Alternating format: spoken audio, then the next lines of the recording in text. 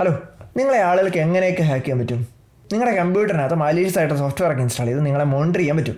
നിങ്ങൾ ക്ലിക്ക് ചെയ്യുന്ന ലിങ്ക് വഴി നിങ്ങളുടെ പാസ്വേഡ് അടിച്ചു മാറ്റാൻ പറ്റും. നിങ്ങളുടെ മൊബൈൽ ഡിവൈസുകൾ ആക്സസ് ചെയ്ത് നിങ്ങളുടെ ഓതൻറ്റിക്കേഷൻസ് ആക്സസ് ചെയ്യാനും പറ്റും. പക്ഷേ ഇതൊന്നും അല്ലാതെ പ്യുവർ ഫിസിക്സ് കൊണ്ട് മാത്രം ആളുകൾക്ക് നിങ്ങളെ ഹാക്ക് ചെയ്യാൻ പറ്റും. എങ്ങനെയാണെന്ന് പറഞ്ഞുതരാം. പക്ഷേ അതിന് മുന്നേ ഈ വീഡിയോ എഡ്യൂക്കേഷൻ പർപ്പസിന് വേണ്ടി മാത്രമുള്ളതാണ്.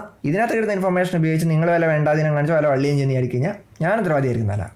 അപ്പം പറഞ്ഞുതരാം. നിങ്ങൾ ഉപയോഗിക്കുന്ന ഈ ഫിസിക്കൽ കീബോർഡ് ഉണ്ടല്ലോ, അതിപ്പോൾ വയർഡോ വയർലെസ്സോ മെംബ്രെയിനോ മെക്കാനിക്കലോ ഏതോ ആവട്ടെ, നിങ്ങളിതിൽ ഏതൊരു കീ ക്ലിക്ക് ചെയ്യുമ്പോഴും ആ കീ ഒരു ഇലക്ട്രോ മാഗ്നറ്റിക് സിഗ്നൽ ജനറേറ്റ് ചെയ്യും. അതിൻ്റെ ഇതിലെ ഓരോ കീസും വളരെ യൂണീക്ക് ആയിട്ടുള്ള ഇലക്ട്രോ മാഗ്നറ്റിക് സിഗ്നലായിരിക്കും ജനറേറ്റ് ചെയ്യുന്നത്. അതായത് തൊട്ടപ്പുറത്ത് റേഡിയോ റിസീവറോ ആൻറ്റിനിയോ ഉപയോഗിച്ച് സെറ്റപ്പ് ചെയ്താൽ ഈ ഇലക്ട്രോ മാഗ്നറ്റിക് സിഗ്നൽസിനെ അവിടെ ആക്സസ് ചെയ്യാൻ പറ്റും. ആൻഡ് അത് അനലൈസ് ചെയ്ത് ഇത് ഏത് കീയിൽ നിന്നാണ് വരുന്നത് എന്ന് റീമാപ്പ് ചെയ്യാൻ പറ്റിക്കഴിഞ്ഞ് കഴിഞ്ഞാൽ നിങ്ങളിവിടെ കീബോർഡിൽ ചെയ്ത സാധനങ്ങൾ മൊത്തം അവിടെ റീകൺസ്ട്രക്ട് ചെയ്യാൻ പറ്റും. അതായത് നിങ്ങളുടെ കീബോർഡിൽ നിങ്ങൾ ടൈപ്പ് ചെയ്യുന്ന സാധനങ്ങളെല്ലാം അതേപോലെ അവിടെ കിട്ടും. നിങ്ങളെ ഹാക്ക് ചെയ്യാൻ പിന്നെ വേറെ എന്താ വേണ്ടേ? ഇതിൻ്റെ ഏറ്റവും വലിയൊരു കോമഡി എന്ന് പറഞ്ഞാൽ നിങ്ങളുടെ റൂമിൻ്റെ വെളിയിലിരുന്ന് പോലും ഈ ഇലക്ട്രോ മാഗ്നറ്റിക് സിഗ്നൽസിനെ ആക്സസ് ചെയ്യാൻ പറ്റുമെന്നുള്ളതാണ്.